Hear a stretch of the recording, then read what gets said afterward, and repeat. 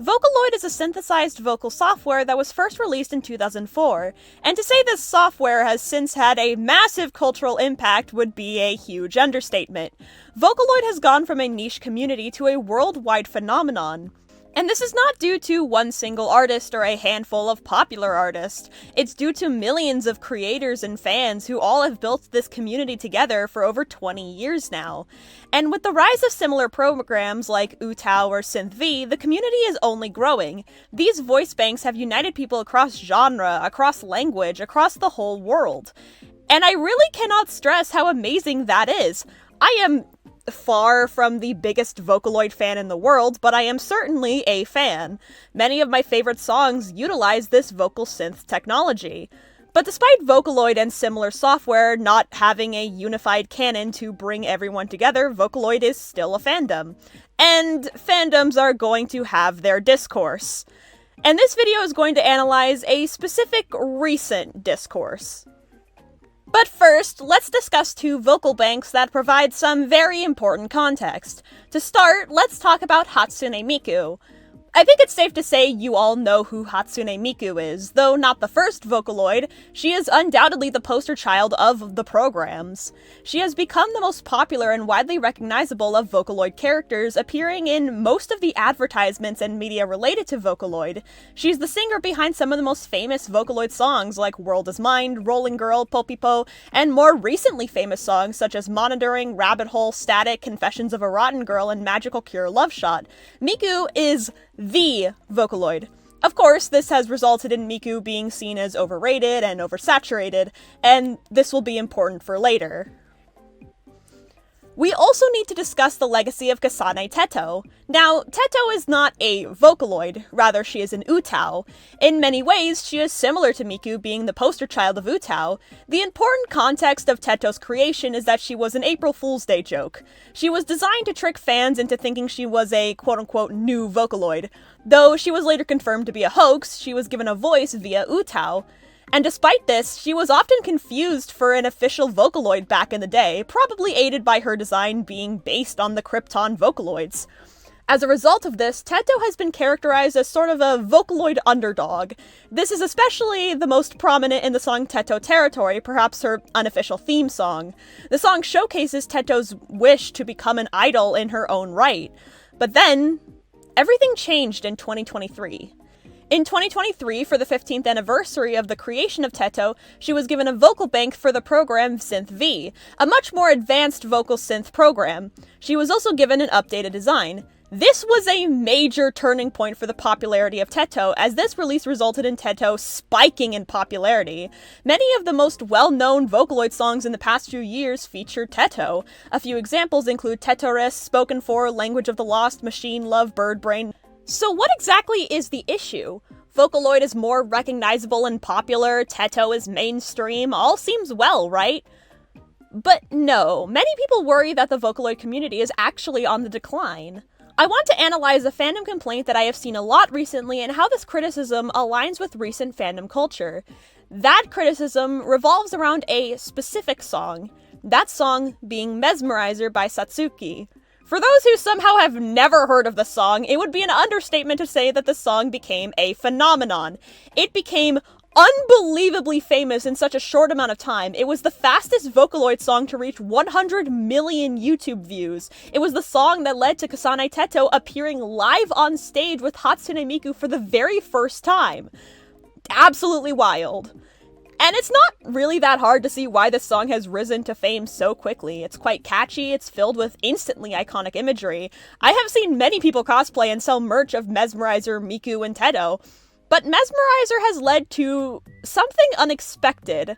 Something that TikTok users have dubbed the Great Vocaloid Depression.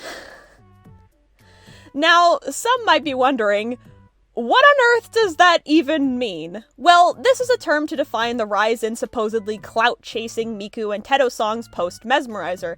Essentially, many TikTok users believe that there has been a rise in, for lack of a better word, slop in the Vocaloid fandom, and Mesmerizer is to blame.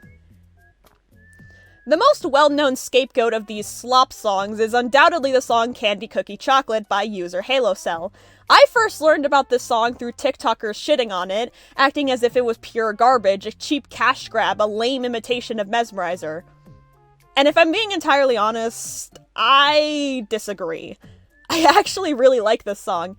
Now granted, I am not one to talk about musical quality. I unironically listen to Friday Night Funk and mod songs, but I genuinely do enjoy this song.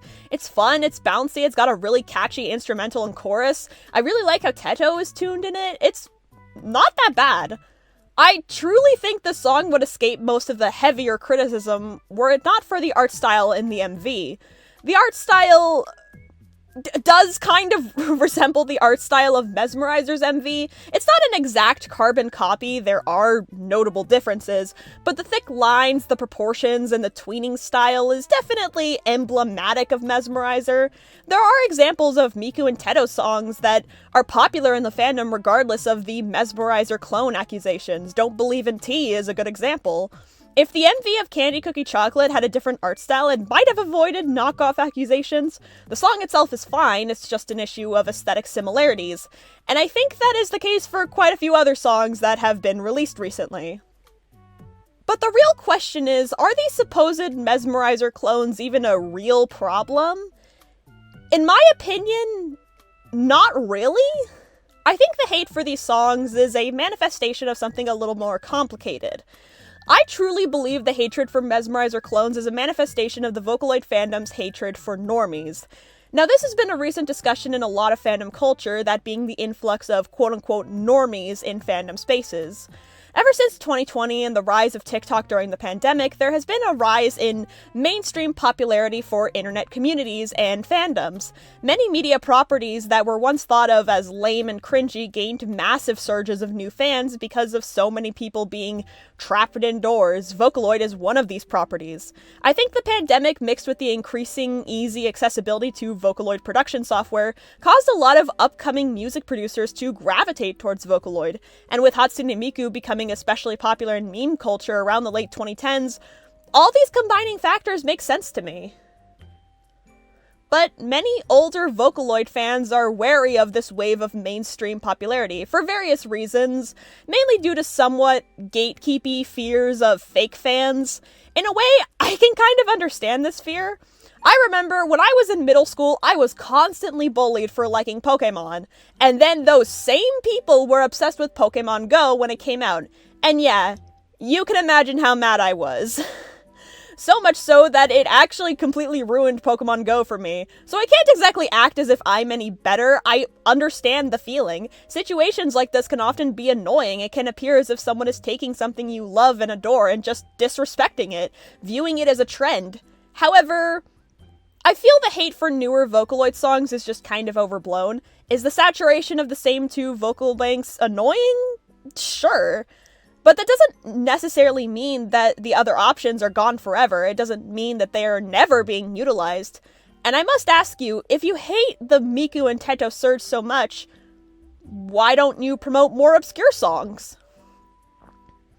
And it's also worth mentioning that if these songs were actually clout chasing, it would be quite the long con. Ignoring the amount of time it takes to produce a song and tune a voice bank to the song, once you add the time it takes to make a music video, well, you kind of have to put in some effort to make a Vocaloid song, or at the very least a good one. Though, on that topic, I should point out that this issue in the fandom isn't even a new one. The concern over clout chasing Vocaloid songs has existed since the early days of the fandom.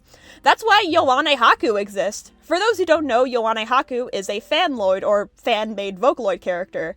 One who was explicitly created for the purpose of parodying fame-obsessed fans who didn't know how to tune Miku properly, but would complain about views.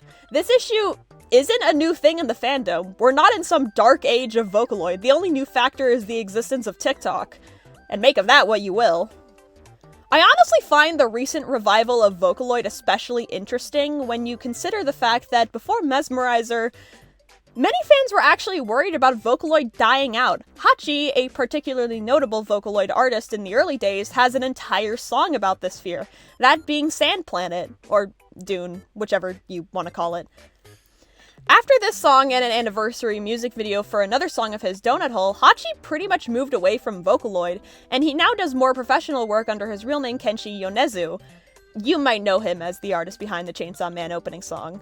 But the reason I bring up this song is because I think it's relevant to the recent Vocaloid resurgence. When Sand Planet was first released, Vocaloid as an art form had changed so much since the early days, and for many people, shifts in the vibe of a community can be scary. Change is scary to a lot of people.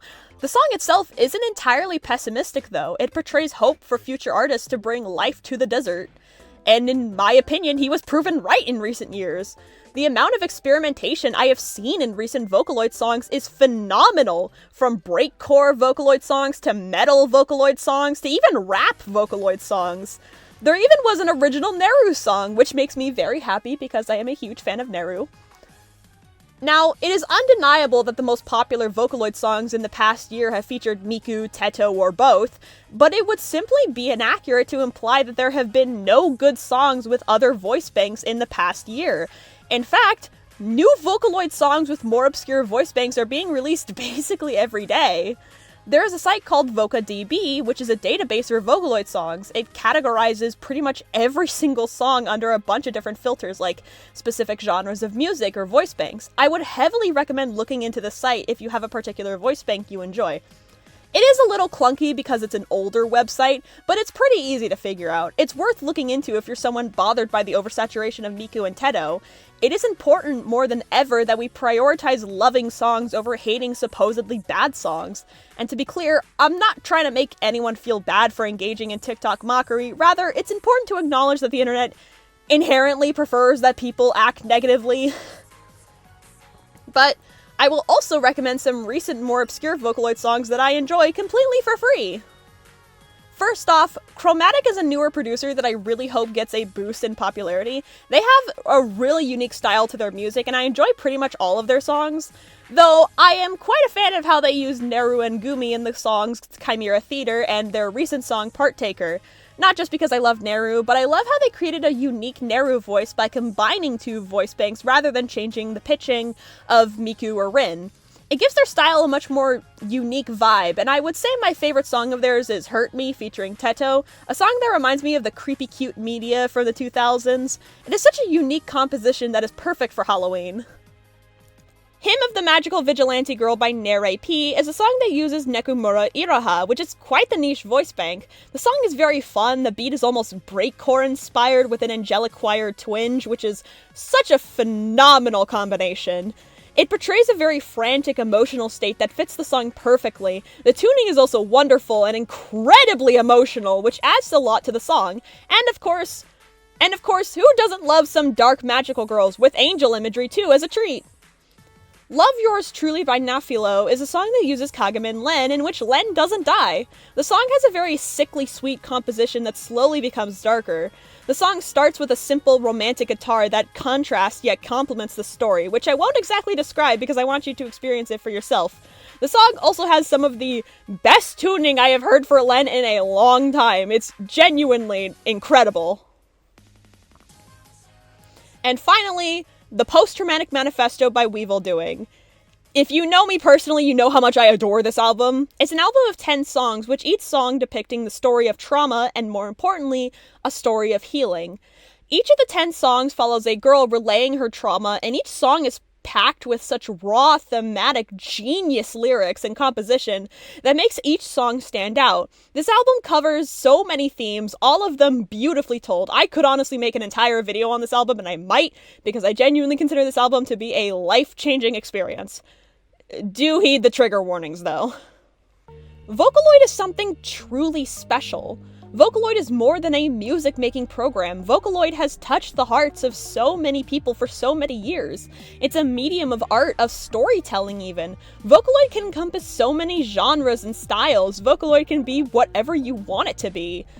Vocaloid can embody so many emotions. Some songs are joyous and filled with wondrous whimsy. Some songs are dark and disturbing. Some songs are emotional and hopeful, spreading positivity and optimism. And some songs can just be silly. But every Vocaloid song is important in a way. No matter how many views it gets, they are labors of love. Even bad art is filled with love. The time and energy required to make a Vocaloid song can only be described as love. And in my opinion, it's not a moral failing to want attention for your work, especially in this day and age of the internet. But even if you don't go viral, don't give up, because your song is worth singing. So go on and create whatever you want, because no matter what, Miku will love you for trying.